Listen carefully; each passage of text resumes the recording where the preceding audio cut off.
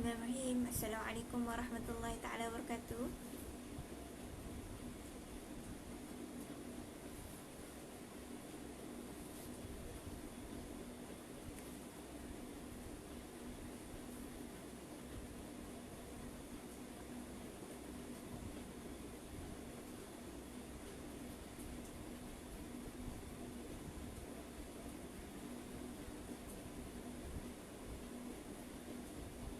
Assalamualaikum warahmatullahi wabarakatuh. Boleh dengar tak suara saya dengan jelas?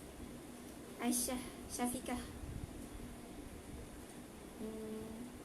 Kalau boleh ada respon sikit lah dekat komen-komen ni supaya tak cakap seorang-seorang sangat.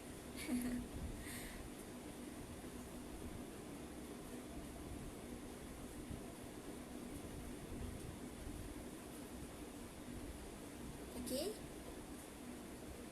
Alhamdulillah. Okey. Dengar Boleh minta maaf sebab lambat sikit Saya lama dah ready tadi tapi tak terfikir pula nak share awal-awal. So kita tunggu dalam 3 minit macam tu. Kita start pukul 10 minit kita start insyaAllah. Lagi 2 minit.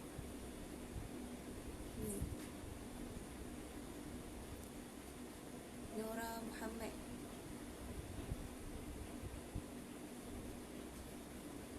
So sementara tunggu sahabat-sahabat kita masuk, sukalah untuk kita borak-borak dulu So hari ni dah merupakan Ramadan yang ke-9 9 ke 8? Sampai dah terlupa pula. 8 lah. 8. So selama 8 Ramadan ni agak-agaknya semua orang makin bersemangat ke untuk mengejar takwa. Mudah-mudahan apa yang kita kongsikan pada sesi yang lalu, iaitu Ramadan Aku Rindu, masih berbekas lah dekat amal-amal kita InsyaAllah. Jadi hari ni kita akan berusaha, kita buat salah satu usaha untuk faham lagi Al-Quran insyaAllah di bulan mulia ni.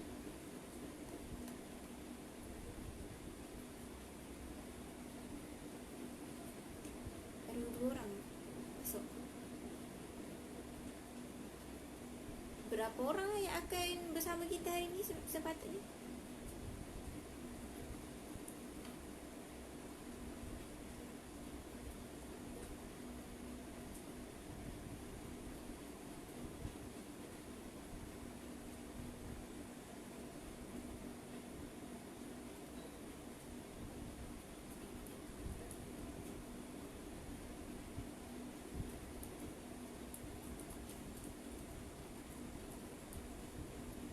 Ada 20 orang.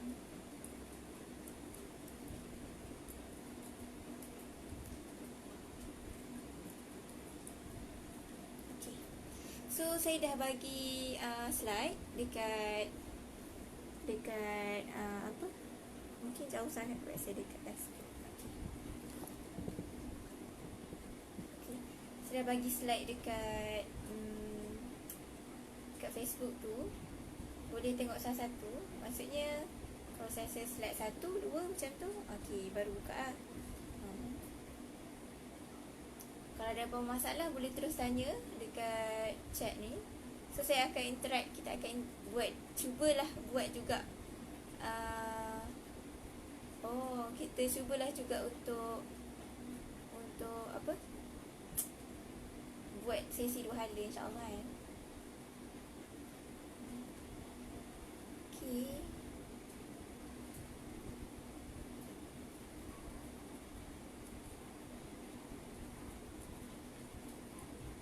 Okay, jadi insyaAllah kita boleh mula So hari ni kita nak bincang tentang surah Al-Fatihah. A'udzubillahi Bismillahirrahmanirrahim. Alhamdulillahi alamin wassalatu wassalamu ala asyrafil anbiya'i wal mursalin wa ala alihi washabihi ajma'in. Amma ba'd. So insyaAllah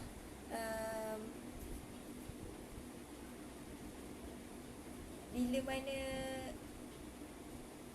cakap tentang surah Al-Fatihah, sepatutnya sudah tidak asing lah dalam diri kita bila bercakap tentang surah Al-Fatihah kan.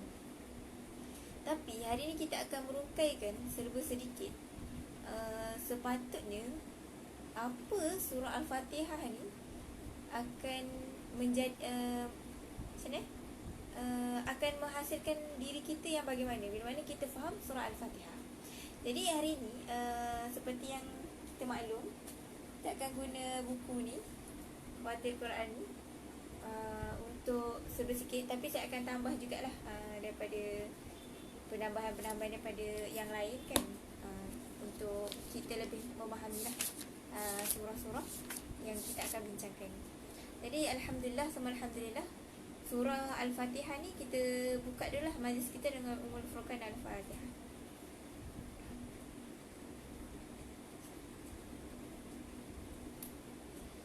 Okey, bila kita sebut surah Al-Fatihah, kita buka majlis dengan surah Al-Fatihah. Tapi menariklah Al-Quran ni bila mana Allah tidak menjadikan kita bosan dalam mendengarkan satu-satu surah. Kau nak ikutkan kan, pernah kita buka majlis dengan surah lain, macam bosan lah nak buka surah Al-Fatihah. Boleh tak hari ni kita buka majlis kita dengan surah Ikhlas pula kan, ataupun hari ni kita nak buka majlis dengan surah An-Nasr lah, masa menang sikit kan. So macam tak pernah lagi lah dibuat orang kan. Jadi mesti ada sesuatu di sebalik surah Al-Fatihah di mana dia merupakan ibu pada Al-Quran itu sendiri, kunci untuk memahami Al-Quranul Karim. Jadi kita akan selusuri satu persatu kan. Oh, sebelum tu mungkin ada yang tak kenal saya lagi. Saya insya-Allah nama Anum Suraya binti Yahya. So dipanggil Ustazah Anum lah, mudahnya kan. Jadi kita teruskan, kita lanjutkan kan. Kalau tengok slide yang kedua, di mana surah ni, urgensi surah Al-Fatihah ni, surah yang Rasulullah SAW bersabda pada salah seorang sahabat. Dia kata, la'u'allimannaka suratan hiya a'zamu suwar fil Quran. Apa maksudnya? Dia kata, sungguh aku akan mengajarkan kepadamu surah yang paling agung dalam Al-Quran, yakni surah apa? Surah Al-Quran, surah Al-Fatihah. Jadi masa Rasulullah cakap tu kan, aku akan ajarkan kepada engkau satu surah yang paling agung dalam Al-Quran. Kemudian sahabat macam tanya kan, ya Rasulullah, surah apa tu? Surah apa tu kan? So Rasulullah baca, Alhamdulillahi Rabbil Alamin Ar-Rahmanir Rahim sampai ke ilal akhirah ya, sampai akhir surah. Kemudian ini adalah hadis riwayat Bukhari, Muslim dan lainnya lah. So Allah SWT memang menerangkan keagungan surah Al-Fatihah ni dalam surah Al-Hijr. Surah Al-Fatihah ni dikatakan Sab'u Masani, surah yang 7 ayat yang diulang-ulang. Waalaikumsalam Hamisah Arifin. Okay, jadi soalan Cikgu Mas, boleh komen jawapan. Dalam satu hari, berapa kali minimum kita akan baca surah Al-Fatihah? Okey, siapa nak jawab boleh jawab. Saya bagi masa 30 saat.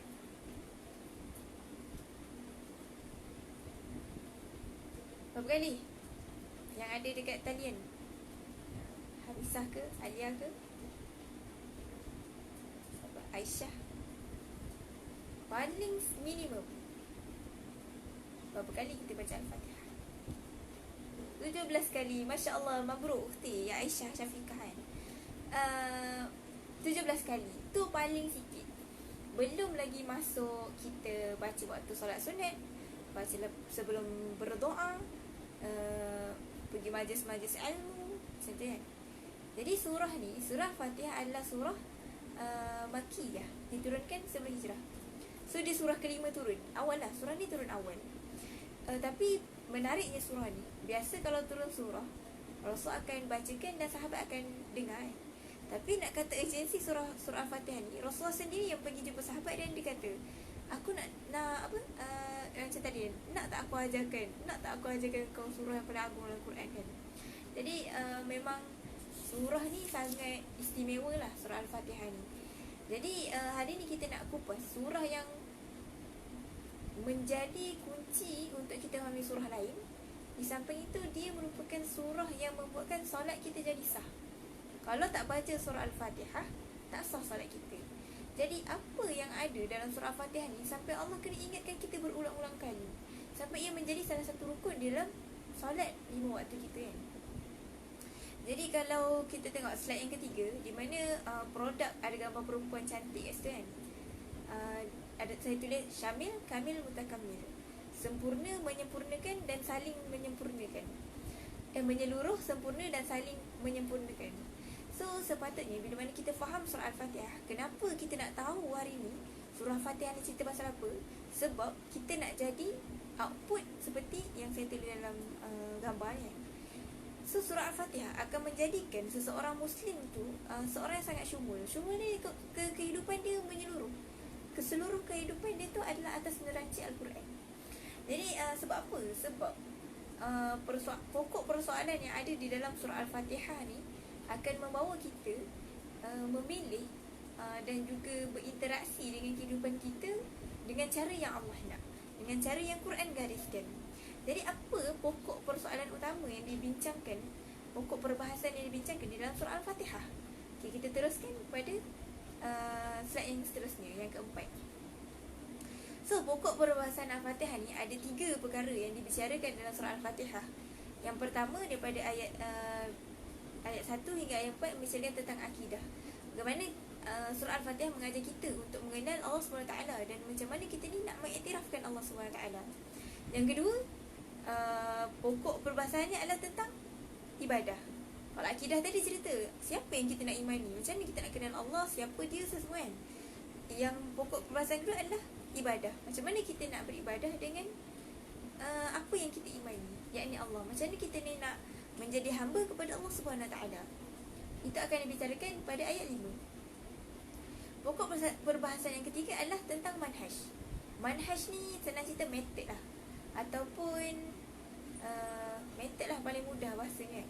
Manhaj hidup, way of life, English pula. So cara hidup yang kita boleh ikut bagaimana. So Allah bagi pilihan, Allah bagi contoh pada ayat 6 hingga 7. So kita akan selusuri satu persatu apa objektif Al-Fatihah akan bawa pada kita. That's why dia disusun pada awal surah. Jadi dan surah Al-Fatihah, surah yang turun sekaligus. 77 ayat ni turun sekaligus. So lengkap memberitahu intipati Quran secara keseluruhan. Jadi kita tengok kan. Dan keistimewaan surah ni juga bagaimana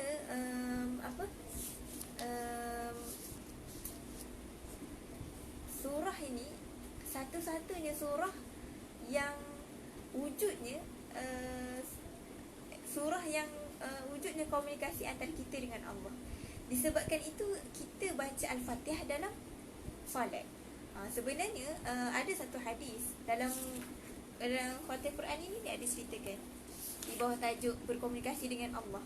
So dia kata macam mana dalam hadis kudusi Allah sendiri menceritakan bagaimana Allah menjawab bila mana kita solat, dan Allah menjawab kita punya Al-Fatihah. Okey, kat sini dekat dalam slide tu saya ada letak juga kan, macam mana doa kita pada Allah dan Allah sambut kita punya permintaan dan juga permohonan. Jadi dialog Allah dengan hamba-Nya kan. Diriwayatkan daripada Sayyidina Ali Abu Talib, sesungguhnya Rasulullah SAW bersabda, Allah SWT berfirman, ni ada kata, aku membagi solat antara aku dan hamba-Ku menjadi 2 bahagian, dan bagi hamba-Ku apa yang dia minta. Apabila hamba berkata, segala puji bagi Allah, Tuhan sekalian alam. Bila Allah kita kata Alhamdulillahirabbil alamin, daripada bismillah dulu kan. Bila kita kata Bismillahirrahmanirrahim, bila kita cakap hamba, bila mana seorang hamba mulai dengan Bismillahirrahmanirrahim, Allah pun jawab, hamba-Ku, engkau mulai pekerjaanmu dengan menyebut nama-Ku, maka aku akan sempurnakan pekerjaanmu meskipun banyak kekurangan, dan memberkahinya, dan yakni menambah kebaikan daripada pekerjaan yang kita lakukan tu kan. Itu baru Bismillahirrahmanirrahim. Masa kita baca lagi Alhamdulillahirabbilalamin. Bila kita baca Alhamdulillahirabbilalamin, Allah jawab apa? Hamba-Ku, engkau telah mengakui bahawa seluruh nikmat yang engkau rasakan bersumber daripada aku. Sebab kita memang cakap segala puji bagi Allah, Tuhan sekalian alam. Sebab kita cakap macam tu, dia macam kita puji-puji Allah kan. Jadi Allah balas. Allah balas, hamba-Ku, engkau mengakui bahawa seluruh nikmat yang engkau rasakan bersumber dariku. Engkau menyedari bahawa terhindarnya dirimu dari keburukan semata-mata kerana kekuasaan pemeliharanku. Aku bersaksi pada kalian, hai malaikat. Allah cakap kat malaikat, aku akan anugerahkan pada si fulan ni nikmat-nikmat di akhirat setelah kenikmatan dunia. Dan aku hindarkan dia daripada malapetaka dunia dan akhirat. Kita baru baca Alhamdulillahirabbilalamin, tapi Allah sangat memberi kita ganjaran dan juga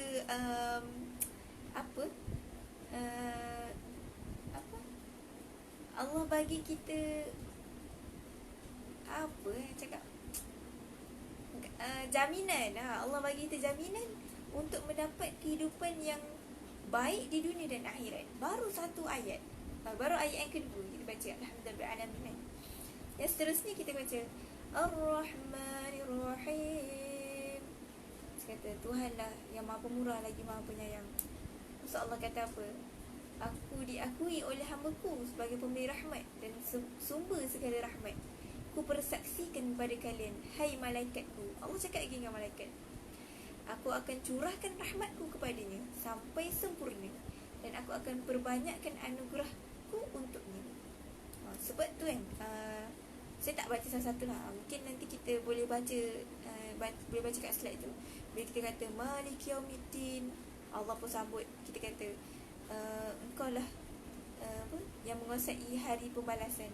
Allah kata hamba aku mengaku aku ni Malik, aku ni penguasa. Apa Allah bagi, aku akan mudahkan hisabnya kat akhirat. Macam tu kan.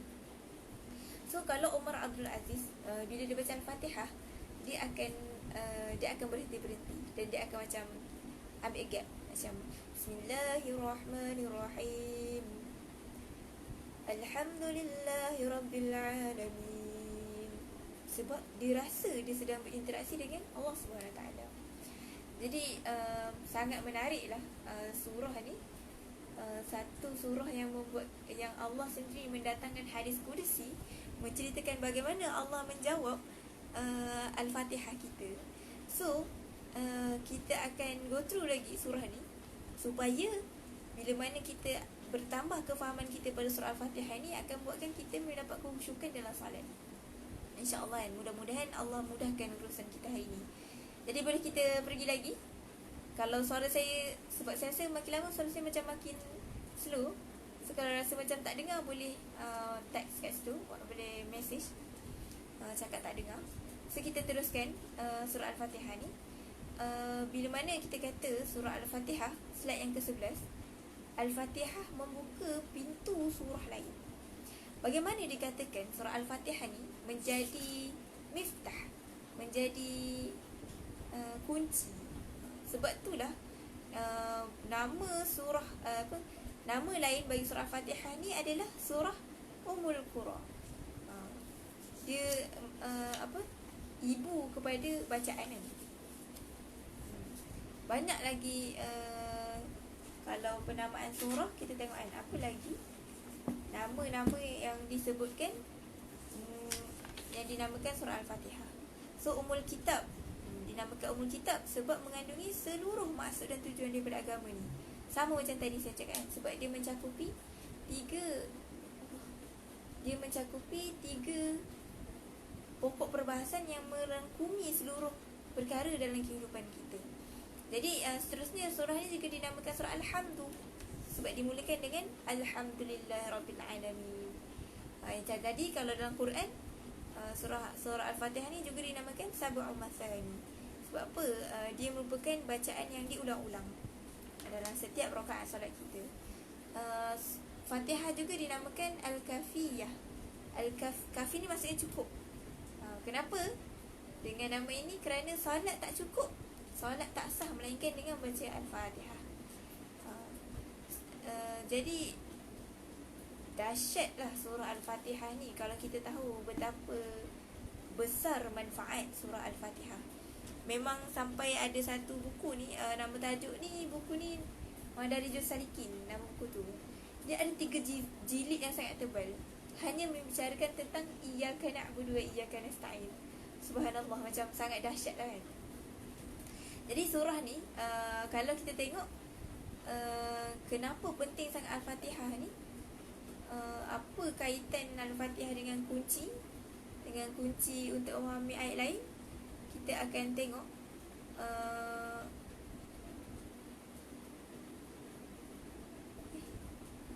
Okey. So, apa kandungan yang dia akan sampaikan? Kita tengok slide yang seterusnya. Okey, kita akan bincangkan satu persatu topik perbahasan yang telah kita cakap tadi daripada sudut akidah, ibadah dan juga dari sudut manhaj. Kita akan pergi satu-satu. Apa objektif Al-Quran yang dibawa dalam surah Al-Fatihah. That's why kenapa surah ini walaupun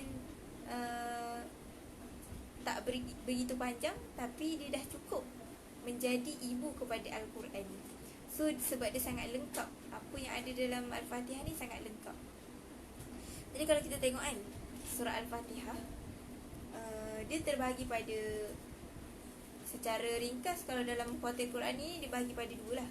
Satu, daripada ada dia kata ada 2. Bahagian pertama pujian pada Allah daripada ayat 1 sampai 5. Kalau bahagian yang kedua, dikatakan bahagian kedua adalah permohonan kita pada Allah. So macam mana Allah perkenalkan diri dia, dan macam mana kita ni kena kembali meminta pertolongan daripada Allah yang Maha Besar. Sebab tu ayat 1 sampai 4 mengajar kita, pokok perbahasannya adalah untuk mengenal Allah SWT dan nak mengiktirafkan dia sebagai Tuhan. So kita tengok satu persatu daripada daripada ayat 1 sampai 4. So kalau kita tengok daripada ayat 1, kita tengok daripada Bismillahirrahmanirrahim. Kita akan pergi satu persatu ayat, boleh? Kalau rasa laju, boleh bagi tahu kan. So ayat 1 sampai 4 nak ajar kita, Allah ajar kita pada awal surah ni untuk mengiktiraf kedudukan Allah SWT di tempat yang paling tinggi. Okey, mari kita tengok daripada ayat 1. Ayat 1 dia kata Bismillahirrahmanirrahim, dengan nama Allah yang Maha Pemurah lagi Maha Penyayang. So kat sini kan, kalau nak cerita pasal Bismillahirrahmanirrahim, saya pernah buat sesi dekat Double Center. Ada apa dengan Bismillah? Cerita pasal Bismillah 2 jam kan. Nak katanya, apa-apa perkataan Bismillah ni bukanlah sekadar kita kata, bukanlah sekadar satu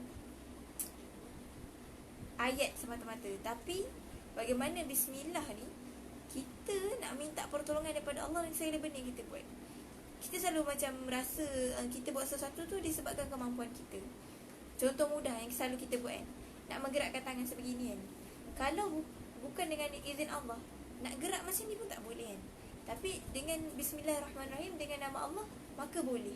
So sepatutnya setiap perkara yang kita buat memang kena sebut Bismillah. So kita try buat kan. Lepas ni bulan Ramadan ni lagi kan, benda-benda sunat macam ni kita mulakan sesuatu dengan Bismillah. Sebab kita sedar yang membantu kita dapat buat sesuatu adalah disebabkan dengan Rahman dan Rahim yang Allah terhadap kita. So Ar-Rahman dan Rahim ni Allah bagi untuk semua orang. Ar-Rahman ni Allah bagi untuk semua orang, sama ada Islam ataupun tidak kan. So Ar-Rahim ni yang paling best, sebabnya Allah bagi kat kita je. So sampailah daripada dulu sampai sekarang, bagaimana Allah jaga kita, kehidupan kita ni, dan pelihara kehidupan kita ni supaya masih bertahan sampai sekarang kan. Macam mana Allah takkan biarkan kita ni berseorang kan. Bila mana Allah kata dalam surah 2, ma wada'aka rabbuka ma qala, mana mungkin aku meninggalkan kau ni seorang-seorang kan. So kasihnya Allah pada kita, pada hari ini Allah masih mengizinkan kita pada hari ni kan. Saya rasa macam bersyukur je lah. Kan kita terlepas pada sesi hari Rabu. Jadi kita sambung hari ni kan. Bagaimana kasih sayang Allah ni masih mengizinkan kita untuk dengar perisian kita pada hari ini, baik pada saya untuk saya ataupun pada sahabat-sahabat yang lain kan. Tapi macam mana kita nak berusaha nak memahami kasih sayang Allah ni dengan setiap neraca kacamata Allah. Kiranya bukanlah atas neraca kita, oh yang macam ni lah kasih sayang Allah. Tak. Tapi kita nak nampak segala benda yang Allah tetapkan dalam kehidupan kita adalah kasih sayang Allah. So Allah ulang, nanti Allah ulang lagi perkataan Ar-Rahman Rahim ni, kita kupas sekalian.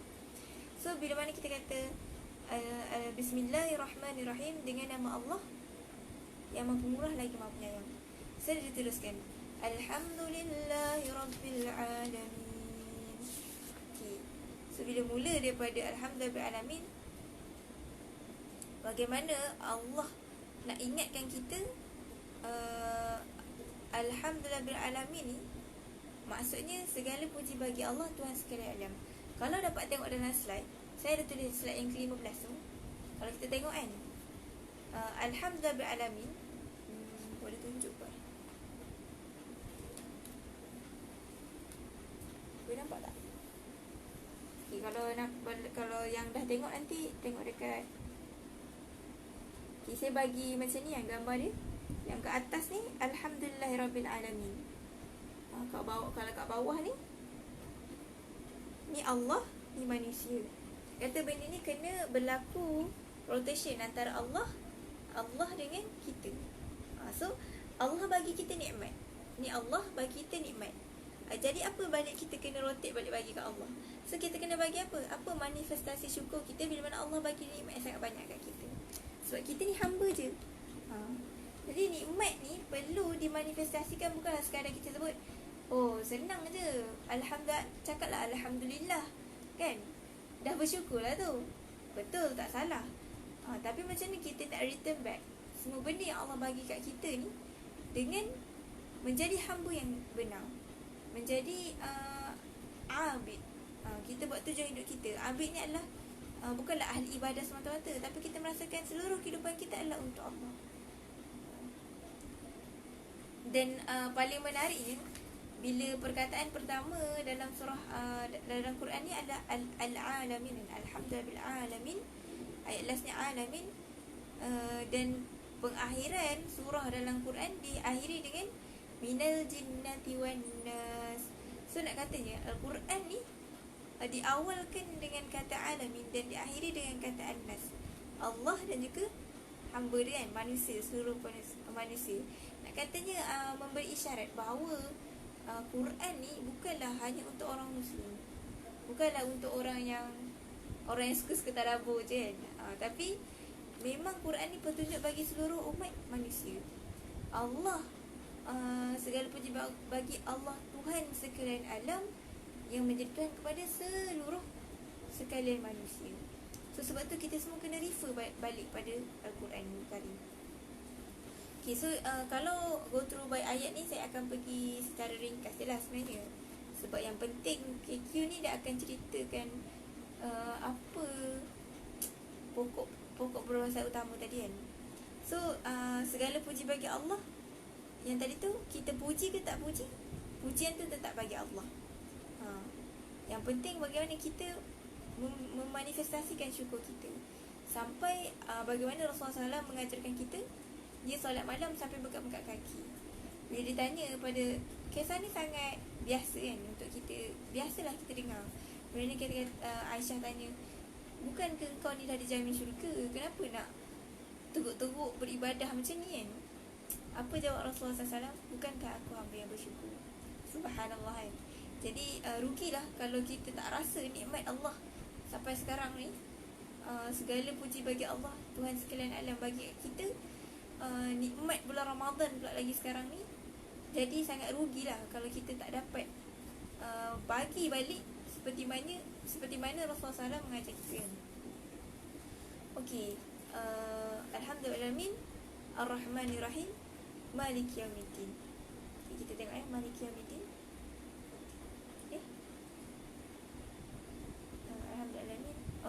Alhamdulillah. Yang kedua Ar-Rahmanir-Rahim.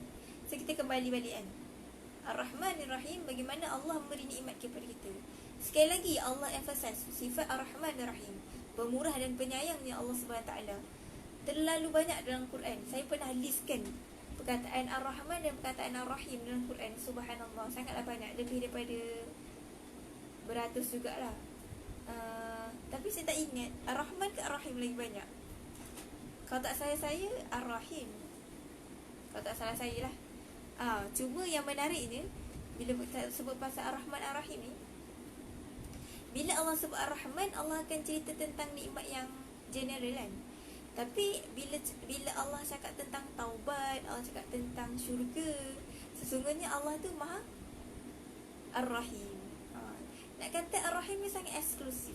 Ini yang kita nak kejar. Sebab tu bila solat tu, bila kita kata Ar-Rahmanir-Rahim, kita kata, aku bukan nak Rahman ya, tapi aku nak Rahim Allah. Aku nak syurga Allah, aku nak pengampunan Allah.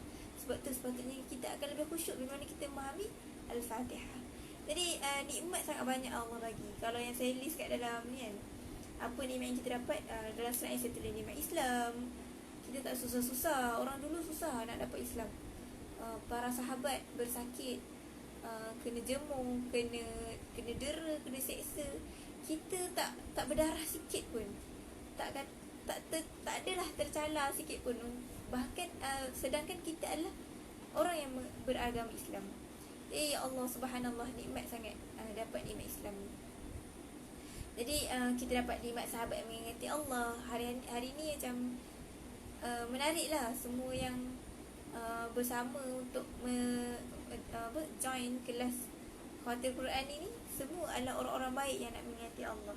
Kita ada sahabat-sahabat yang sangat baik di sekeliling kita untuk mengingatkan kita pada Allah. Sebab apa? Tak guna kita ada sahabat yang sangat banyak di dunia ni. Sebab sahabat yang sangat baik pun Allah kata dalam Quran, wala yas'alu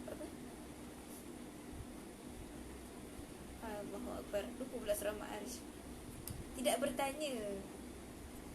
Tidak saling bertanya antara sahabat yang sangat hamim.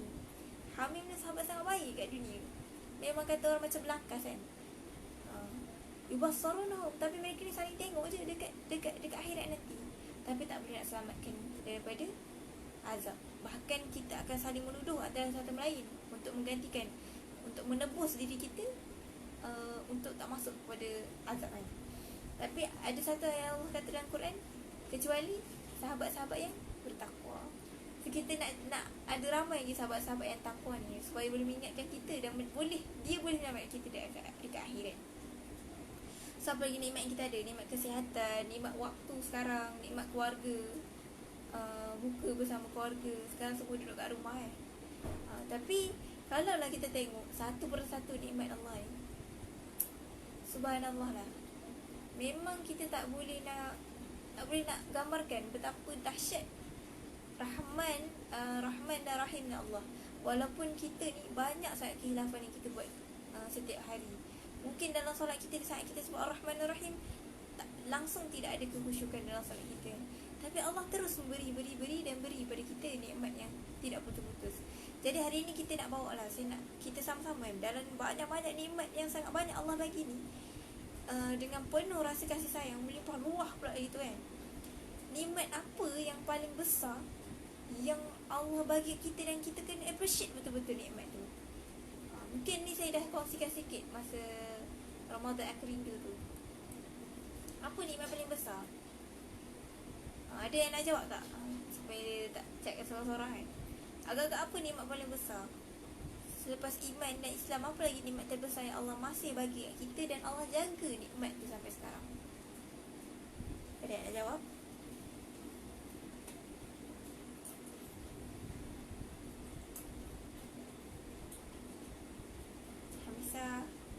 Hamahani, apa nikmat terbesar yang Allah bagi kat kita dan Allah jaga nikmat tu supaya kita sentiasa dapat nikmat tu? Ada tak yang boleh jawab?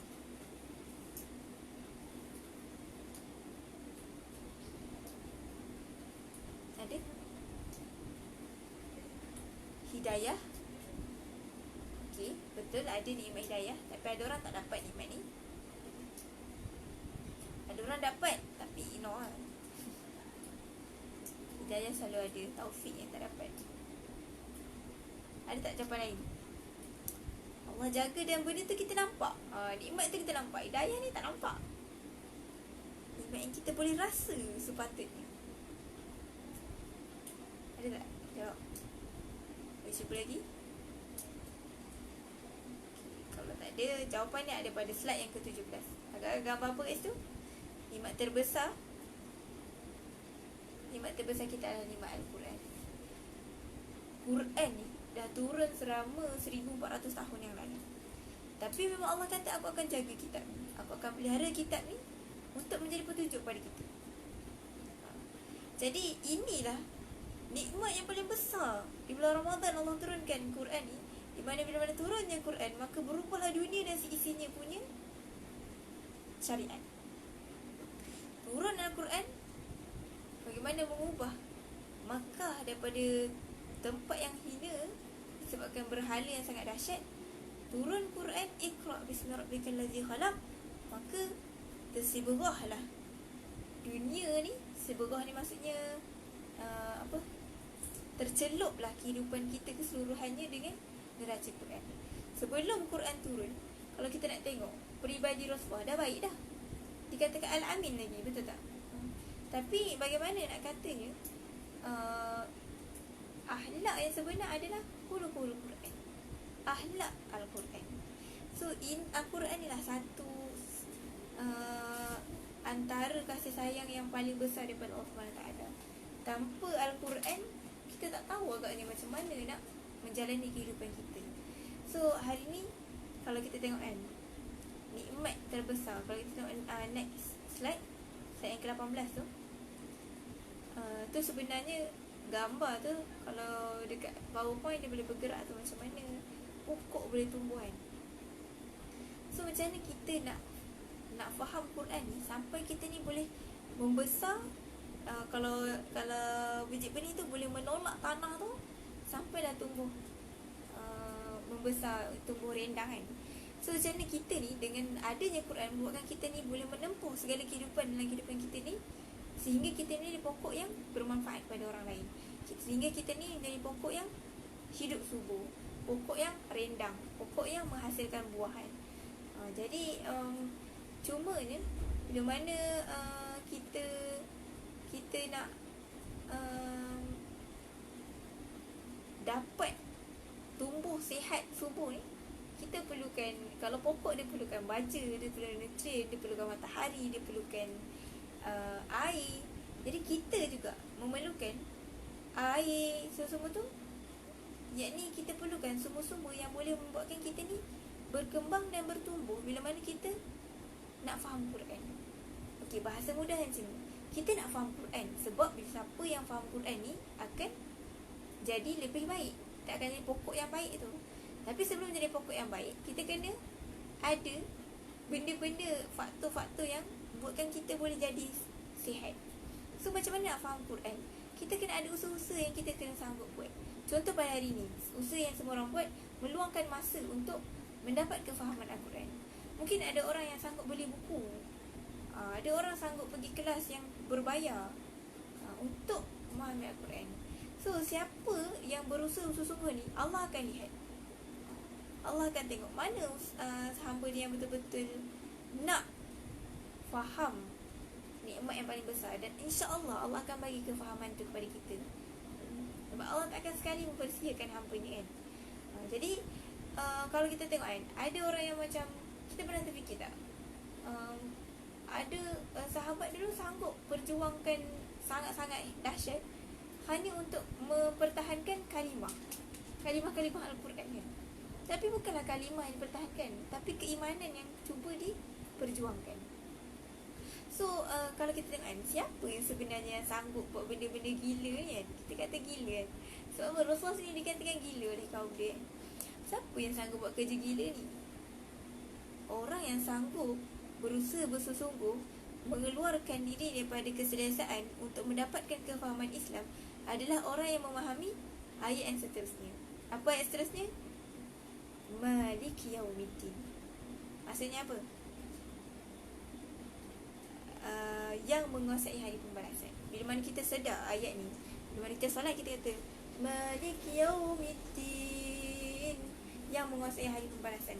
So kita tahu hidup ni bukan selamanya bahagia macam ni. Bukan selamanya ada hidup-hidup, boleh mati, mati selesai. Tapi kita ada the end of our life. Starting dia adalah akhirat. So dunia ni, sebab saya katakan dunia sejnun mukmin. Dunia ni sejnun, penjara bagi orang mukmin. Wa jannatu kafir, dan juga syurga bagi orang-orang kafir. So kat mana syurga kita? Syurga kita kat sana, kat akhirat. Kalau kita dapat syurga, itu syurga orang mukmin. Wa jannatu kafir. Bila dekat akhirat nanti, syurga tu adalah syurga sebenar untuk kita dan menjadi neraka kepada orang-orang yang kafir. Jadi siapa yang nak kita nak hidup lama kat mana? Kita nak syurga yang mana? Nak syurga kat dunia ke nak syurga kat akhirat? Tentulah kita nak ada akhirat, sebab akhirat tak ada limit masa, kehidupan selamanya. So kalau terseksa, selamanya terseksa. Kalau gembira, selamanya bahagia. So bila mana kita tahu kita nak kehidupan yang bahagia, hakikat kebahagiaan kita nak adalah kebahagiaan di sana. So kita sanggup nak memahami inti-pati Al-Quran, kita sanggup berusaha untuk mencari apa-apa medium yang dapat buat kita ni faham Quran, supaya kita jadi pokok yang baik tu. So bila kita sedar, ada hari pembalasan, di mana dikatakan Malik Yaumiddin, kita tahu apa yang kita nak bukan kat dunia dia. So kita nak kehidupan yang hakiki selepas kita mati. Betul lah, ayat awal-awal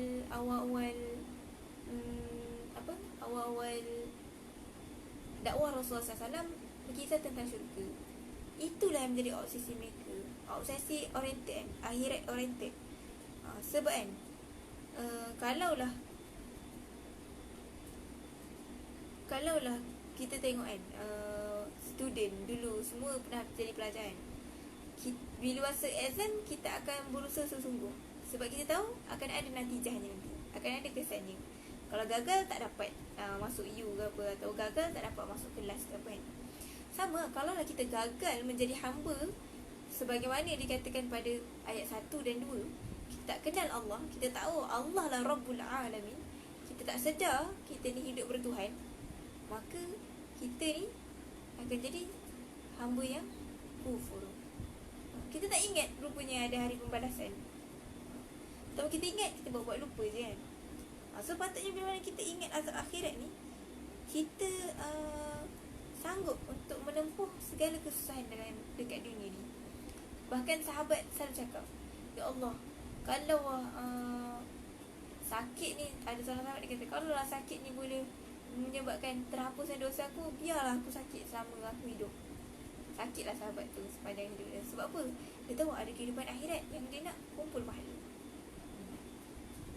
So seperti mana kita tahu daripada awal tadi, bagaimana Rasulullah menanamkan obsesi, kecintaan ataupun minat kita ni adalah pada syurga semata-mata, maka kita tak kisah kita perlu bersusah payah untuk memahami Al-Quran. Kita tak kisah kita perlu bersusah payah untuk memahami Islam. Sebab kita nak please Allah sekarang ni, kita bukan nak please manusia. Kalau kita kerja, kita akan buat yang terbaik mengikut cita rasa majikan kita. So hari ni majikan kehidupan kita adalah Allah SWT. So memang Allah kata Ar-Rahman Ar-Rahim, aku memang sangat pemurah lagi penyayang. Tapi jangan lupa, aku juga maha mengazab. Dia macam warning kan kat situ kan. Sebab apa? Kepercayaan pada hari akhirat ni memang susah, sebab kita tak nampak benda tu. Sebab tu diceritakan dalam Quran. Sebab kita tak tahu macam mana gambaran hari akhirat. Kita tak pernah rasa betapa sukar hidup dekat sana kalau bila mana kita ni menjadi orang yang kufar kat sana. So percayalah, keimanan akhirat ni mampu ubah kita menjadi orang yang lebih aware, orang yang lebih berhati-hati. So kalau sebab tu sahabat dulu boleh menangis bila mana baca Al-Fatihah. Sebab apa? Dia sebut Maliki Yaumiddin. Di kanan nampak syurga, di kiri nampak neraka. Nak sangat syurga, tapi dalam rasa takut sangat kalau dapat masuk neraka. So dia kata, Maliki yaumiddin, Kau lah Tuhan penguasa. Sebab tu Allah kata, Subhanallah, hamba-Ku mengaku aku adalah penguasa pada hari pembalasan. Aku akan mudahkan hisab bagi dia. Memang kita boleh khusyuk macam ni kalau salat. Dengar imam baca. Lagi sekarang tarawih kan, dengar imam baca. Kalau tak dengar imam baca, baca sendiri pun kita lebih faham apa yang kita minta dalam Al-Fatihah kita, yang kita baca 17 kali 17 kali dalam Ramadan ni. Bahkan insya-Allah akan lebih, sebab ada tarawih lagi. Takkanlah Allah tak nak makbulkan doa kita. So memang ini peluang yang terbaik untuk kita rebut apa benda yang ada dalam surah Al-Fatihah ni. Kunci segala kejayaan ada dalam ni. So kita teruskan. Bila mana kita tahu Maliki yaumiddin, Tuhan mengalami yang menguasai hari pembalasan. Maka habislah bukan habislah surah Al-Fatihah, habis pokok perbahasan yang pertama tentang akidah. Akidah pada Allah, hari kiamat, rezeki. Rezeki tu qada dan qadar semua ada kat dalam kan. Tentang malaikat, so malaikat pun akan ada nanti. So rukun iman yang pertama, rukun iman pada topik bahasan pertama boleh settle. Hebat. Dalam 4 ayat kita beriman dengan rukun iman. Beriman dengan kitab. Sebab apa? Inilah nikmat paling besar, yakni Quran. Beriman dengan Rasul. Rasul yang membawa Quran pada kita. Bagaimana mereka ni memperjuangkan Islam daripada awal-awal lagi. Baru 4 ayat. Tapi insya-Allah bila mana kita faham 4 ayat ni dengan betul-betul, telah tertanam akidah yang kuat dalam diri kita. Besar kan? Sebab itulah kalau kita letak surah Al-Fatihah ni sebelah surah Qul Huwallahu Ahad, nampak? Link. Tak apa, yang ni saya akan share last kali nanti. Bagaimana kita kata surah Al-Fatihah ni letaklah di mana-mana surah pun akan suit dengan surah seterusnya. Sebab Fatihah adalah intibati kepada seluruh Al-Quran. Kita masuk. Semangat lagi? Kita nak masuk topik bahasan yang kedua. Kita sampai pukul berapa? 11.30 kan? Oh, cepat juga masa berlalu. Baru topik bahasan yang pertama Fatihah, panjang rupanya. Baru 4 ayat. Okay, kita tengok, kita pergi laju sikit. Ayat yang kelima. Satu ayat je menceritakan tentang satu ayat yang boleh hasilkan berjilid-jilid buku kan ni. Iyyaka na'budu wa iyyaka nasta'in. Bagaimana isu ibadah, topik perbahasan ibadah dikupas di dalam ayat ini. Iyyaka na'budu wa iyyaka nasta'in. Pada engkaulah kami menyembah dan pada engkaulah kami mohon pertolongan. So kalau kita tengok Iyyaka na'budu wa iyyaka nasta'in ni, dia lebih kurang sama macam Alhamdulillah Alamin tadi. Apa yang Allah bagi, kita kena bagi balik. Pada dia lah aku menyembah, pada dia lah aku minta pertolongan. Sebab dia dah bagi aku macam-macam, sekarang aku kena bagi balik. Tapi mesej utama bagaimana Iyyaka na'budu wa iyyaka nasta'in ni membawa mesej taat dan tunduknya seorang hamba tu pada ketundukan yang maksimum. Macam mana kita nak submit ke Allah secara total? Engkau je Allah. Iyyaka. Tak ada orang lain dah boleh tolong. Sebab tu bila kita baca Al-Fatihah, hilang seluruh masalah dan juga apa-apa yang mengganggu fikiran kita. Kerana pada ketika itu, Iyyaka, engkau je. Na'budu wa iyyaka nasta'in. Tak ada orang lain lah. So, macam mana ibadah ni, bila kita cerita pasal ibadah, selalu diingatkan, ibadah ni bukan sekadar ibadah khusus, solat, puasa semua tu. Tak. Macam marah lah kan. Bukan. Ibadah ni bukan sekadar amal yang bergerak-geri. Maksudnya macam tahan lapar, ambil uduk, lepas tu kita solat, turun rukuk, sujud, tawaf dekat Kaabah. Tidak. Bukan macam tu. Tapi yang kita nak ibadah ni adalah bagaimana hati tu sendiri yang beramal sebagaimana tunduknya kita pada Allah. Sebab kadang-kadang mungkin jasad kita nampak okey, kita nampak kita buat, tapi sejauh mana hati kita buat dengan rela. Tak rebel. Rebel maksudnya tak terpaksa. Kita buat memang sebab kita cinta Allah. So kita nak keluar daripada menjadi robot Islam, robot seorang Muslim. Seorang Muslim menjadi robot bila mana bangun pagi seorang Muslim baca doa, lepas bangun tidur, kemudian pergi masuk toilet, masuk gigi, cuci muka, lepas tu ambil uduk, salat subuh. Lepas salat subuh, tutup sejadah, makan. Ataupun sekarang berpuasa kan, sahur dulu lah, lepas tu salat subuh, kemudian dia berpuasa, pergi kerja macam biasa. Kemudian salat, waktu zuhur, pergi salat zuhur, dia sebelum zuhur, kerja balik. Lepas tu kena salat asar, maghrib dah, kita berbuka. So kita ni tak nak jadi robot Muslim, robot sebagai seorang robot Islam kan. So kita tak nak jadi robot Islam ni. Kita tak nak jadi rutin je setiap hari kita tu. So kita nak minta tolong Allah, hilanglah segala kelompongan kita ni, dan cukuplah Allah mencukupkan aku daripada setiap ibadah yang aku lakukan. Ibadah yang lakukan tu bukan disebabkan satu rutin, tapi kita nak membuktikan ketundukan hati kita pada Allah. Walaupun aku sibuk buat, bila solat, aku tahu aku ada Tuhan yang perlu aku sembah.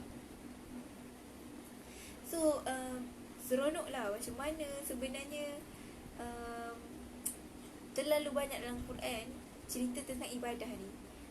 Cerita macam mana kita nak jadi totally submit dekat Allah, declare dekat Allah, aku ni lemah ya Allah, Engkau je yang boleh tolong aku. Macam mana kita nak betul-betul membesarkan Allah, kita nak berdoa dengan Allah, sebab kita nak minta tolong Allah. Nasta'in tu dia satu doa. Yang kedua, macam mana kita nak benar-benar ikhlas dalam doa kita. Memang Allah yang akan bagi jalan keluar. So memang merayu betul-betul, iyyaka na'budu wa iyyaka nasta'in, iyyaka nasta'in, Allah je kita nak minta. So macam waktu ni lah kita cakap, ya Allah, aku dah diuji, aku dah struggle, ni apa, bersusah payah. So tolonglah Allah, aku tak boleh lepas segala ujian dan juga segala cabaran kehidupan aku ni dengan diri aku sendiri, tapi aku perlukan bantuan daripada Engkau. Macam tu kan. So macam mana kita nak betul-betul terus tenggelam dalam kehusyukan kita, dengan meminta bantuan hanya pada Allah. Kita declare dekat Allah yang aku ni lemah. Sebab tu dalam kehidupan ni banyak benda yang tak ada orang yang tidak diuji. Semua orang diberi ujian yang pelbagai, mengikut titik kelemahan pada setiap manusia. Mungkin ada orang nampak baik, tapi Allah uji dengan benda lain yang mungkin kita tak nampak apa ujian dia, tapi itulah titik lemah dia, sampai kita rasa macam tak ada jalan keluar atas ujian ataupun atas apa-apa yang menimpa pada diri kita. Sebab musibah ni, apa yang tertimpa pada diri kita, mungkin kita tak dapat cari jalan keluar. So Allah kata declare, you memang tak mampu buat, tapi declare Allah yang akan bantu kita keluar daripada segala permasalahan tadi kan. Allah Akbar. Okay.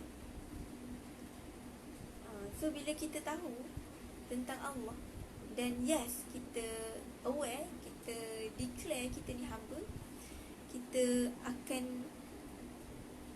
bersungguh-sungguh lah untuk beribadah pada dia. Nak lagi bulan Ramadan ni, minta maaf lah cerita pasal Al-Fatihah, tapi asyik cerita pasal Ramadan ni tadi kan. Sebab tak nak kita terlepas peluang Ramadan ni. Masih lagi mood Ramadan aku rindu. Tak nak jadi orang yang Rasulullah mendoakan kecelakaan bagi kita kerana tidak dapat keampunan daripada Allah SWT. So waktu ni lah kita nak betul-betul minta dekat Allah sebenar-benar permintaan. Dan bila mana kita baca Al-Fatihah pada setiap solat, ingat lagi, Allah je akan bagi jalan keluar. Maka sebab tu lepas kita solat, tenang, boleh sambung kerja dengan sangat tenang. Sebab apa? Kita dah refresh balik kita punya mindset kat dalam solat. 4 kali, kalau 4 rakaat 4 kali lah. hebat rasa mati kata-kata untuk meneruskan betapa maha baiknya Allah. Di sebalik ujian ataupun nikmat yang menimpa kita hanya akan bawa kita pada dua perkara: menjadikan kita hamba yang makin tunduk ataupun menjadi kita hamba yang makin ingkar. Sebab apa? Fir'aun dan juga kaum Samud, kaum Ad semua tu diberi nikmat yang sangat banyak, tapi membuatkan mereka menjadi makin jauh daripada Allah. Sedangkan para Nabi diuji dengan sangat teruk, tapi ujian membuatkan para Nabi menjadi orang yang makin dekat dengan Allah. Jadi kita pilih, kita nak jadi yang mana. Tak kisahlah kat mana situasi kita. Kalau kita memilih untuk menjadi orang yang makin dekat dengan Allah, kembalilah menjadi hamba yang sedari dia. Iyyaka na'budu wa iyyaka nasta'in. Disparate ni, dia macam disparate kan. Nak juga Allah tolong, nak juga Allah tolong. Tak nak orang lain tolong. Macam kisah Nabi Ibrahim AS. Aku tak nak orang malaikat tolong pun tak nak kan. Nak Allah. Sampai Allah turunkan ayat khusus untuk Nabi Ibrahim, untuk sejukkan api yang bakar dia. Okey, habis tentang ibadah. Habis panjang sebenarnya pasal ibadah ni kan. Tapi nak merasakan dengan mudah, nak merasakan seluruh kehidupan kita tu ibadah, baca bismillah dalam seluruh kehidupan kita. Rasa Allah yang membenarkan kita buat perkara. Bila ada masalah, kembali kepada dia. Cakap senang bukan mudah lah untuk kita nak bersangka baik dengan Allah. Tapi memang Allah kata, aku ni mengikut persangkaan hamba aku. Okay, kita sambung boleh? Sebab perbahasan yang ketiga akan bicarakan tentang kita dah tahu Allah adalah Tuhan kita. Kemudian kita tahu kita kena submit dekat Allah. Tapi bagaimana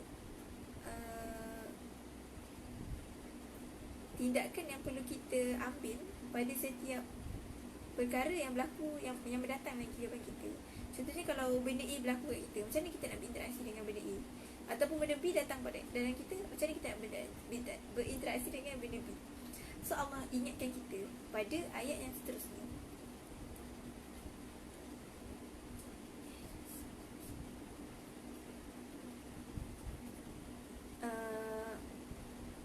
Topik pembahasan yang ketiga menceritakan tentang manhaj, iaitu cara hidup.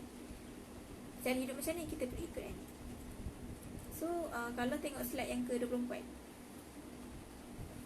saya tunjuklah, nak tunjuk juga kan? Kan ada 3 jalan ni. Jalan macam highway yang banyak Lepas tu jalan lurus tapi berletak-letak. Yang ni jalan yang ditaburi bunga, jalan yang cantik. Okay. Allah Akbar. So kalau kita tengok jalan mana yang menarik hati kita untuk kita selusuri? Siapa nak jalan highway yang serabut tu? Ataupun kita nak jalan lurus yang tapi ada retak-retak. Ni kalau naik kereta boleh rosak tayar, naik motor pun boleh jatuh Ataupun kita nak jalan yang subhanallah, sejuk hati memandang, penuh kicauan, ada angsa kita, ada burung, ada rama-rama semua Jalan mana menarik hati kita? Sebab apa? Seterusnya kita membicarakan tentang ihdinas siratal mustaqim. Menariknya perkataan ihdinas siratal mustaqim. Ihdinas ni kita minta ke Allah, ya Allah, tunjukilah aku, hidayahkanlah aku, tunjukkanlah aku as-siratal mustaqim, satu jalan yang lurus. So siratal mustaqim ada satu je jalan yang benar. So kita memang kena buat pilihan, kita nak pilih jalan yang mana. So kalau kita cerita pasal ihdinas siratal mustaqim ni, kita memang desperately lah nak jalan yang benar tu. Kalau kita tengok dalam surah Syu'ara, surah Syura, surah yang ke-42, ayat yang ke-52,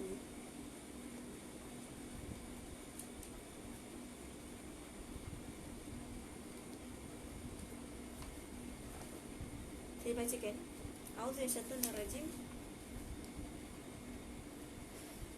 Wakada maksudnya demikianlah kami wahyukan kepada Muhammad Ruh Al-Quran dengan perintah kami. Sebelumnya engkau tidaklah mengetahui apa kitab Al-Quran dan apakah iman itu. Tetapi kami jadikan Al-Quran itu cahaya. Dengan itu kami beri petunjuk pada siapa yang kami kehendaki dan antara hamba-hamba kami. Dan sesungguhnya engkau benar-benar membimbing manusia ke jalan yang lurus. Saya ulang. Surah Syura, surah yang ke-42, ayat yang ke-52. So Allah kata, Allah bagi petunjuk ni melalui Al-Quran. Kembali kepada nikmat paling terbesar, Al-Quran. So jalan lurus ni bukanlah lurus mata-mata. Sebenarnya tak kisah pun jalan tu nak lurus ke, kita nak pilih jalan yang serabut tadi ke, tak kisah. Yang penting jalan yang kita pilih tu akan membawa kita vertikal to Allah. So tak kisah jalan yang lurus tu macam ni ke jalannya, macam ni ke jalannya, ataupun jalan macam sipang-sipang siur macam tu ke, tak ada masalah. So yang mana jalan kita ambil ni mendekatkan kita pada Allah SWT, ambil. Sebab kalau kita tengok selusuri kisah sahabat, setiap orang ada cerita tersendiri. Ada orang senang dapat Islam, ada orang mudah bila dapat Islam, ada orang kena teruk, berliku jalan dia. Ada orang disupport pula bila dapat Islam, family support. Macam cerita Atufail bila balik, ayah kita dah tak saharuan kata. Saya tu macam, dah kenapa anak aku ni kan? Betul kata, oh sungguhnya aku telah menganut agama Muhammad kata. Betul dia kata, kalau engkau agama tu, aku pun agama tu juga. Masa kata, maka pergilah bersihkan diri, kata Tufail dekat ayah dia. So ada orang dapat senang, family support, so nampak macam jalan dia mudah. Tapi lepas tu ada cerita-cerita dia yang susah. So tak kisah jalan tu jalan lurus ke, jalan bengkok ke, kita punya kehidupan ni kita rasa macam penuh liku kehidupan aku. Tapi selagi mana liku kehidupan kita tu membawa kita kepada Allah SWT, mendekatkan kita kepada Allah SWT, balik kepada Rabb tadi, tak ada masalah. Itulah siratal mustaqim, masih mengikut neraca Al-Quran Al-Karim. So Allah, apa yang kita nak dalam surah ni, kita kata, ya Allah, guide aku, bagi aku tunjuk, bimbing aku, berilah kepada kami ni dalam apa cara yang kau mahu. Sebab itulah setiap orang ada cara yang berbeza, dan kadang-kadang Allah bagi ujian berbeza untuk setiap orang tu mendekati dia. Maka terus bersangka baik dengan Allah, terus dan terus. So jalan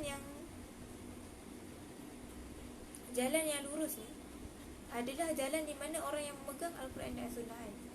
Tapi jalan yang kita pilih ni pasti akan ada bayaran ni lah, macam tadi saya cakap kan. Cumanya satu benda yang kita selalu doa, ihdinas siratal mustaqim, ya Allah tunjukkan jalan lurus, tunjukkan jalan lurus kan.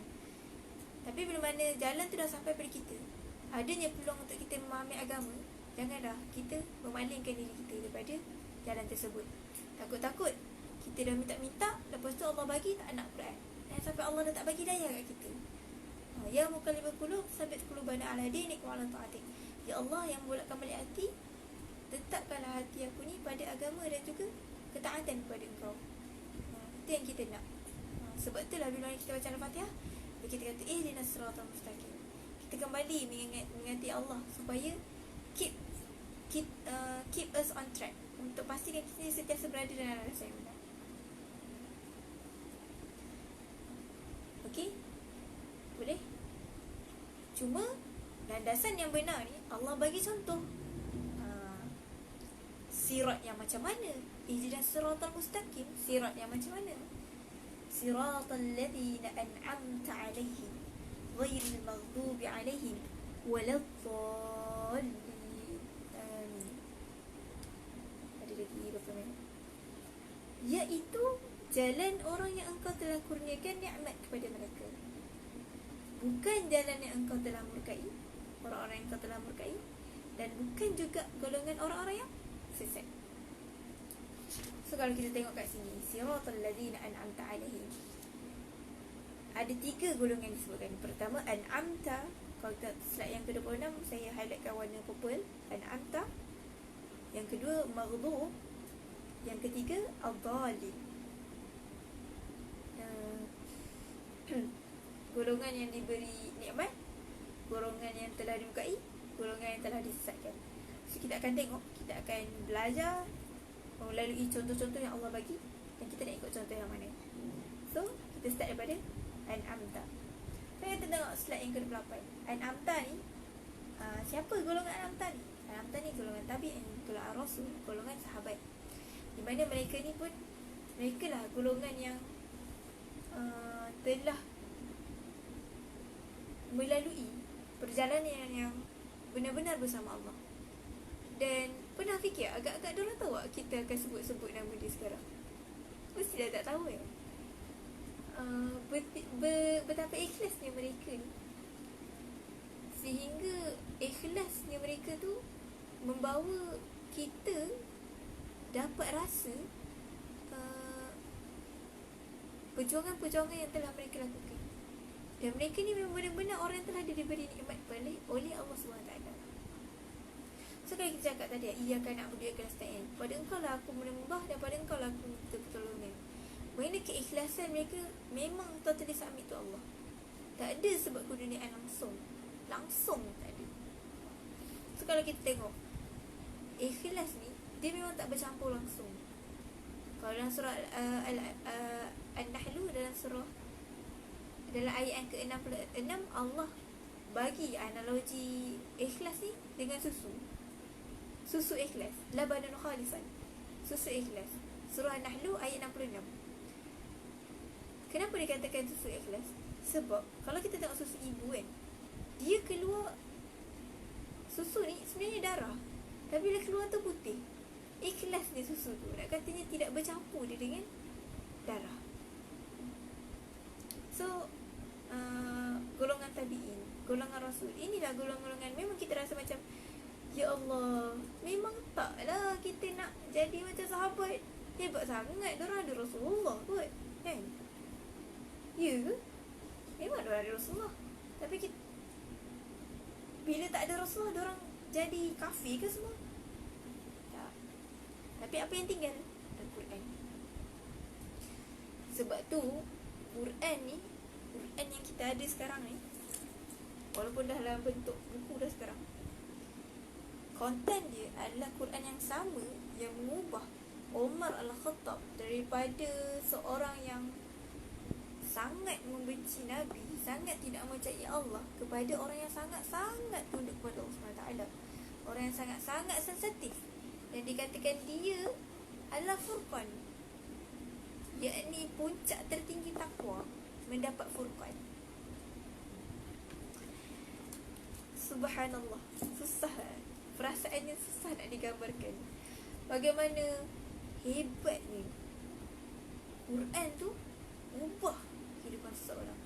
Dan sekarang kita ada Quran sama, walaupun kita tidak bersama Rasulullah SAW. Tabi'in, lagilah dah jauh dengan Rasulullah juga. Rasul, golongan-golongan, ada ke golongan-golongan datangi Rasul? Mereka beriman ke? Kaum Nabi Nuh, 83 orang je yang beriman. Jadi bukanlah disebabkan adanya Rasul yang kita ni jadi lebih hebat, tapi sejauh mana kita mengambil Allah sebagai Tuhan dalam kehidupan kita, bila mana datangnya peringatan daripada kitab-kitab. So telah datangnya kitab Al-Quran pada diri kita untuk mengesahkan Allah, untuk menjadi abid kepada Allah, untuk kita ni menjadi hamba kepada Allah SWT. Sebab tu bila baca Fatihah kita kata siratal ladzina an'amta 'alaihim. Ya Allah, jalan yang aku nak ni jalan an'amta, jalan orang yang diberi nikmat. Nikmat apa? Nikmat Islam. Nikmat apa? Nikmat faham Quran. Nikmat apa lagi diorang dapat ni? Nikmat rasa hidup bertuhan. Itu yang kadang-kadang kita tak ada. Kita tahu kalau Omar Sulaiman tu, dalam pengisian dia Ramadan baru-baru ni cerita lah, setiap manusia ni ada 4 malaikat yang menjaga dia. Hanya ada satu je syaitan yang kacau dia. macam bila saya tahu benda tu, saya macam subhanallah, betapa 4 malaikat ni protect kita. Hanya ada satu je tentangan kan. Kita masih menjadi apa yang kalah pada hawa nafsu kita. Ataupun kita tak sedar kita hidup betul kan. Kita tak sedar malaikat tu mencatat kanan dan kiri kita.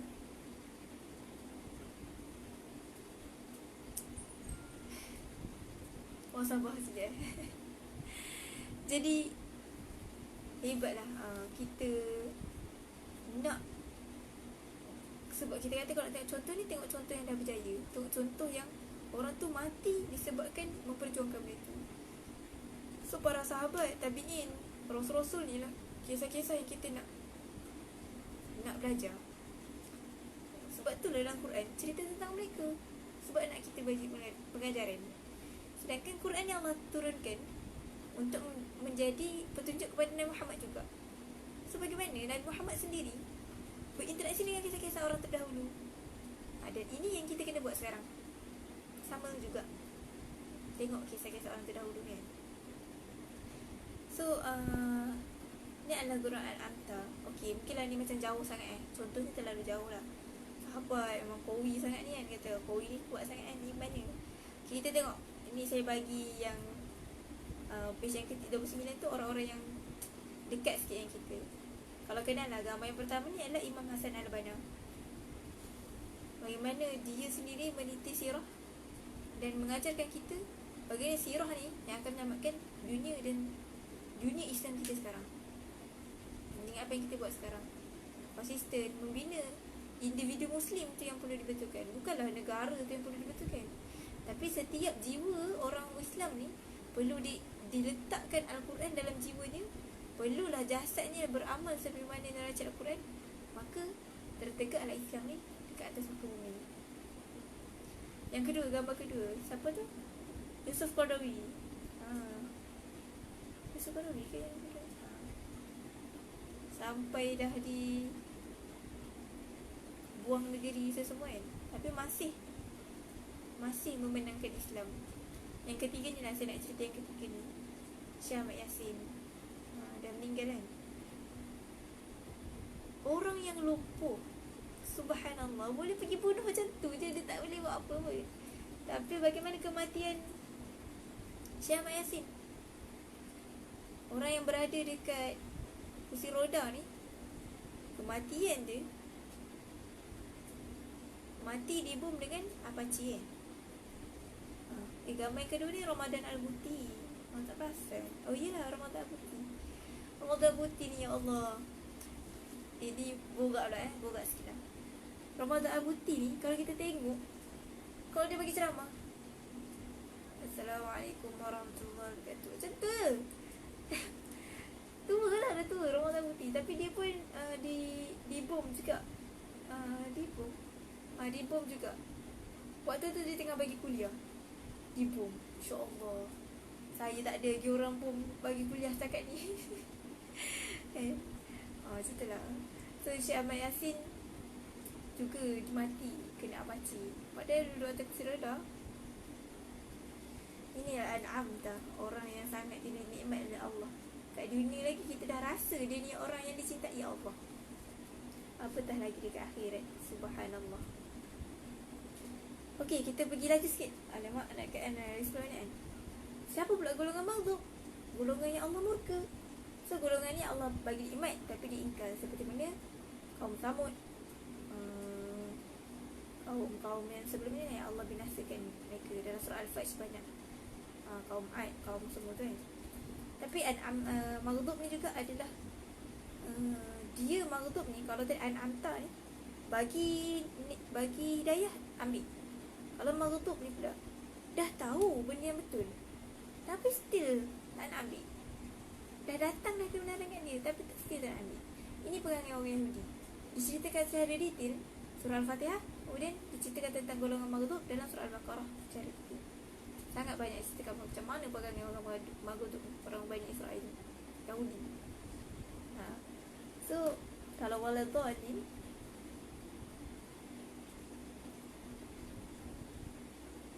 maghdub ni saya tak cerita detail lah macam mana dia orang fikirnya yang daripada Nabi Musa semua tu lah. Nak mandas salwa. Dah bagi mandas salwa, bosan pula suruh lagi Musa. Kita orang dah bosan lah makan mandas salwa ni. Kita orang nak makan kacang, bawang, timun. Pelik-pelik lah perangai Yahudi. Memang Yahudi ni memang teruk daripada zaman Rasulullah lagi. Daripada zaman Rasulullah, daripada masa zaman Rasulullah juga. Busuknya hati orang Yahudi ni. Bukan dia tak tahu Rasulullah tu betul, tapi dia orang tak nak terima kebenaran. Dia tutup, kafar, menutup hati daripada masuknya kebenaran. Kita tak nak jadi orang mahu. Kita tahu Quran ni betul, kita tahu kita kena berinteraksi macam ni, kita tahu kita kena buat macam ni. Bila mana kita ikut Islamnya, kita kena buat macam ni, macam tu. Ikut neraca iman, kita kena buat macam ni. Tapi kita tak nak pilih yang tu. Bahaya. Aku takut kita jadi orang mahu. Allah ni Allah tak suka dia. So kita tak nak jadi orang yang Allah tak suka. So wala dhalin. Dhalin ni Allah ceritakan dalam surah. Dhalin ni siapa? Dhalin ni dia ni tak dapat petunjuk. Maksudnya Dhalin ni mudahnya dia adalah orang Nasrani. Macam mana sekarang? Golongan yang sesat. Dia memang totally out daripada agama Islam tu. Diceritakan dalam surah Ali Imran. Mungkin nanti kalau kita selusuri, kita boleh cerita sikit. So kita tak jadi golongan sesat yang memang terpisah langsung dengan agama Islam, ataupun orang yang maghdub, dah tahu sebenarnya ada je ilmu pengetahuan dia tentang Islam tu, tapi tak nak buat. So ilmu je tak cukup, perlu adanya susulan amal. So macam tadi bila kita kata saya letak balik jalanan, kita nak jalan dunia ke, tak kisah jalan mana satu, tapi kita nak jalan yang mana pengakhiran kita ni akan berjumpa dengan Allah SWT. Tak kisahlah kalau jalan kita berliku, tapi Al-Fatihah akan kembali menenangkan kita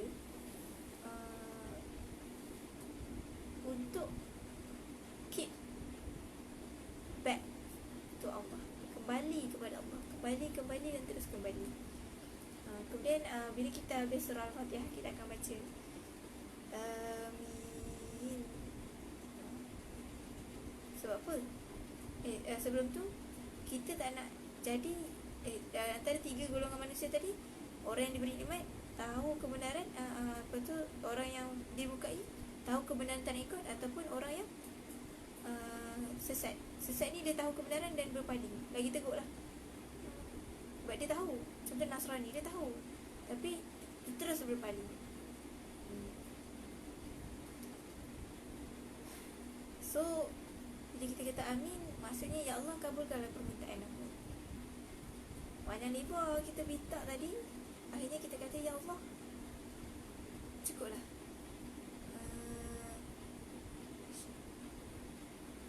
Berilah aku seperti mana apa yang kau doakan dalam komunikasi Al-Fatihah tu. So tadi saya cakap kan, surah Fatihah ni kalau letak dekat mana-mana surah pun, dia akan link. Kalau siapa yang dah tengok Tadabbur Center punya penamaan surah Al-Fatihah, Ustaz Dr. Azrul ada ceritakan sikit benda ni. Letak sebelah surah Qul Huwallahu Ahad, Al-Fatihah, Qul Huwallahu Ahad. Cerita tentang apa? Oh, akidah. Letak sebelah surah apa? An-Nahl, cerita pasal nikmat. Nikmat-nikmat yang Allah bagi. Alhamdulillah bil alamin. Cerita pasal Allah yang bagi semua benda tu. Letak kat surah apa lagi nak letak? Tak surah Lahab. Golongan yang ni maghdub ke dhalin ni? Cerita pasal tu. Nak letak surah apa lagi? Letaklah apa-apa surah apa. Bila kita faham konten Al-Fatihah, kita akan faham. Oh ni nak cakap pasal skop ni, yang ni nak cerita pasal skop ni. So dalam khatim Quran ni memang diceritalah tentang bagaimana dia kata, bagaimana seseorang yang tidak khusyuk dalam solat tu takkan dapat bahagian dalam solat ni kalau dia tak faham. So insya-Allah moga kefahaman kita pada hari ini tentang surah Al-Fatihah akan buat kita ni lebih khusyuk dalam solat, akan buat kita lagi semangat nak faham Quran. Jadi dalam konklusi lah kepada surah Al-Fatihah hari ni, surah Al-Fatihah ajar kita tiga pokok perbahasan utama di dalam Al-Quran: akidah, ibadah dan juga manhaj kehidupan. Jadi nak tak nak, kita kena beramal dengan surah Al-Fatihah. Cuma tak diceritakan saya detail lagi sejauh mana nak faham benda ni. Perlu dibantu dengan kefahaman surah yang lain. Jadi Al-Fatihah ni seolah-olah mengajak kita, you kena faham Quran. Nak jadi orang yang bertakwa, orang bertakwa diambil dalam Quran terlalu banyak ayat Quran yang cakap lil muttaqin. Apa untuk lil muttaqin ni? Untuk apa yang diberikan untuk muttaqin ni? Bila mana mereka ni diberi peringatan, mereka akan mengalami pengajaran. Bila mereka ni diberi Quran, mereka ni akan mengambil pengajaran. So nak jadi muttaqin, kena faham Quran, kena usaha faham Quran.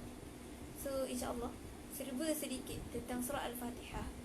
Mana Al-Fatihah ni buatkan kita rasa sangat dekat dengan Allah SWT, buatkan kita rasa lagi nak faham Quran, buatkan kita faham apa poin penting yang kita nak ambil pada setiap surah, dari sudut akidahnya, dari sudut ibadahnya, dari sudut manhaj kehidupan kita. So insyaAllah sebelum saya tangguh, ada apa-apa persoalan?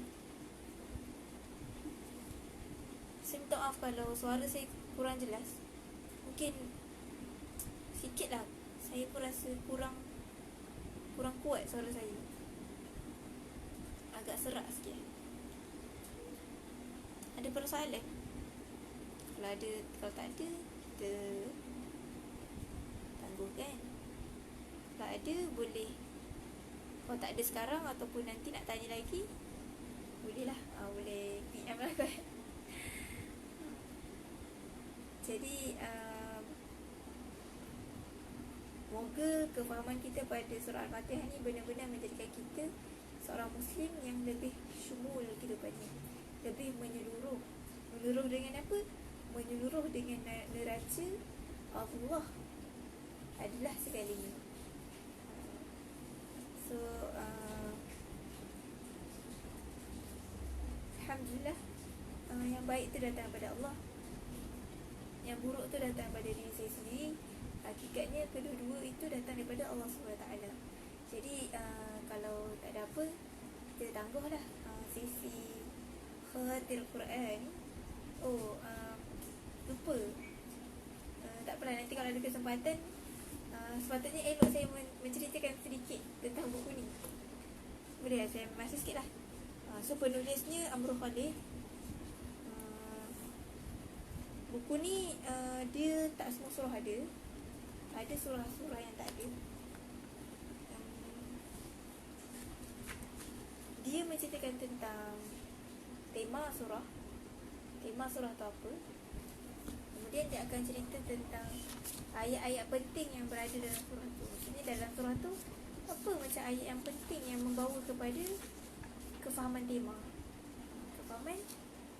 surah. Setelah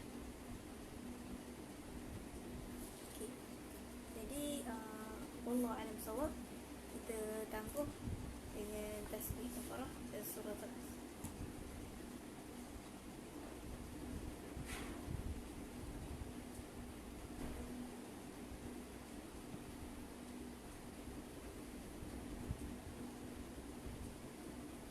Apa soalannya? Bagaimana liputan ceramah Ustazah bagi 3 sesi seterusnya? Tak faham lah. Bagaimana liputan ceramah 3 sesi seterusnya? Maksudnya minggu-minggu mendatang ke?